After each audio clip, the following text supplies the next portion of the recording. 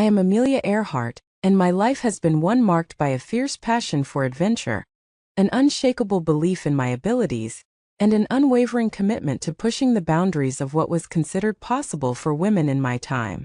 I was born on July 24, 1897, in Atchison, Kansas. My childhood was far from conventional, filled with explorations of the world around me, fueled by a deep curiosity. My sister Muriel and I were inseparable, always finding ways to amuse ourselves outdoors, climbing trees and riding horses.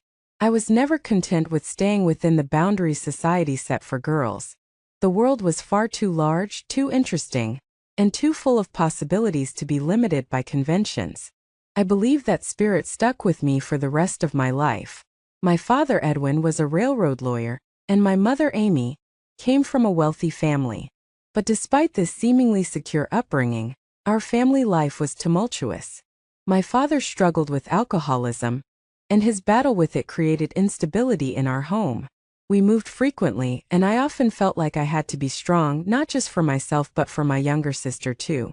This instability taught me to be resilient and independent, skills I would rely on later in life. It wasn't until December 28, 1920, when I was 23 years old, that my life's path became clear. My father took me to an airshow in Long Beach, California, where I had the opportunity to take a short flight with the legendary World War I pilot Frank Hawks.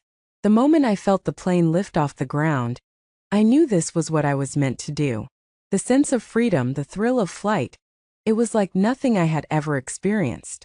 I decided then and there that I wanted to fly. Learning to fly wasn't easy. Flying was an expensive hobby, and I was far from wealthy. But I was determined. I worked a variety of odd jobs, everything from a photographer to a truck driver and even a social worker, to save up for flying lessons. In 1921, I had finally scraped together enough money to take my first official lesson with Nita Snook, one of the few female flight instructors at the time. Nita became both my mentor and my inspiration.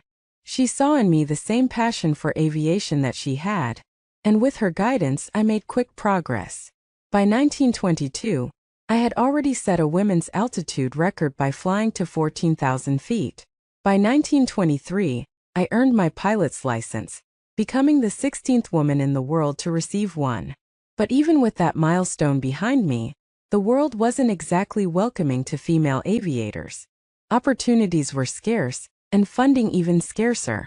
Aviation was still a young field, and most people couldn't imagine that women could make a meaningful contribution to it. But I wasn't deterred. I knew that in order to make my dreams a reality, I had to prove not just to myself, but to the world that women could fly just as well as men.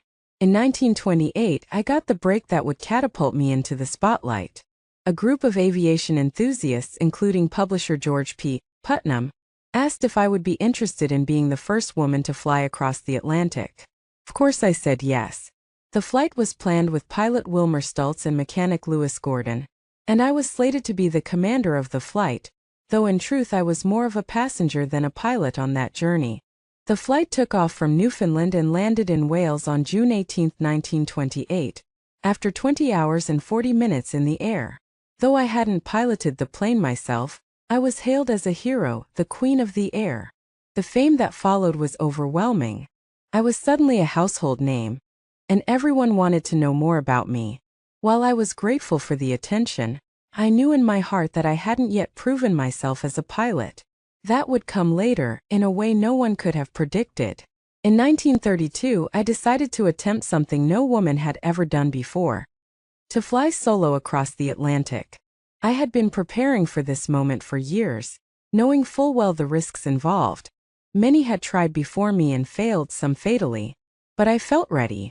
On May 20, 1932, I took off from Harbor Grace, Newfoundland in my Lockheed Vega, bound for Paris. The flight was anything but smooth. I encountered strong winds, icy conditions, and mechanical problems. At one point my altimeter failed, and I had to fly through thick clouds with no way of knowing my altitude.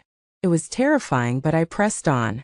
After 14 hours and 56 minutes I landed, not in Paris as I had planned, but in a pasture in Ireland. A farmhand came up to me and asked, "Have you flown far?" I smiled and said, "From America." I had done it. I was the first woman to fly solo nonstop across the Atlantic, and the second person ever after Charles Lindbergh. That flight cemented my place in history, but it wasn't just about personal glory. I wanted to show the world that women could be daring, courageous, and skilled just like men.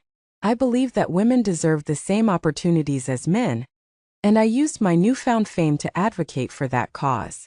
I became a vocal supporter of women's rights and encouraged young girls to pursue their dreams, no matter how impossible they seemed. In the years that followed, I continued to break records and push the boundaries of what was possible in aviation.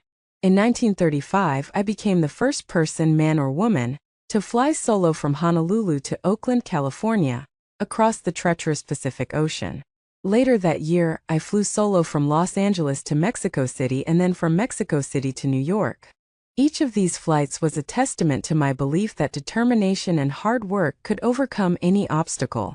But there was one more challenge I had set my sights on: flying around the world.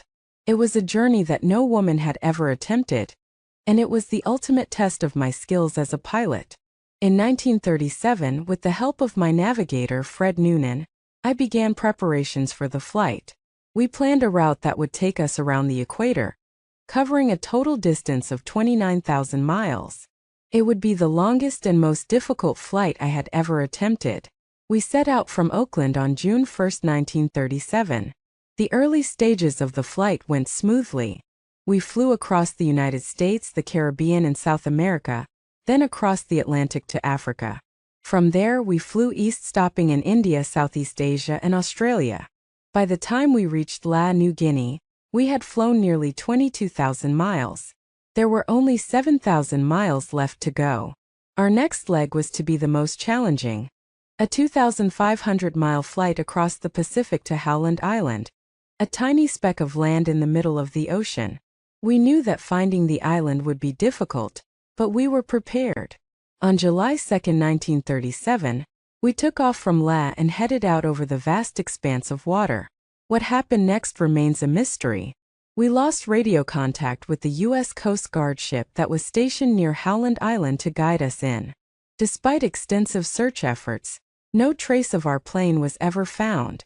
My disappearance has captivated the world for decades, but I choose to focus not on how my story ended, but on what it represents. I was never afraid of taking risks, never afraid to push myself to the limit. I believed in the power of courage, determination, and resilience. And above all, I believed in the power of dreams. I hope that my life has inspired others to chase their own dreams, no matter how daunting they may seem, because the only limits that exist are the ones we place on ourselves. And I, for one, never believed in limits.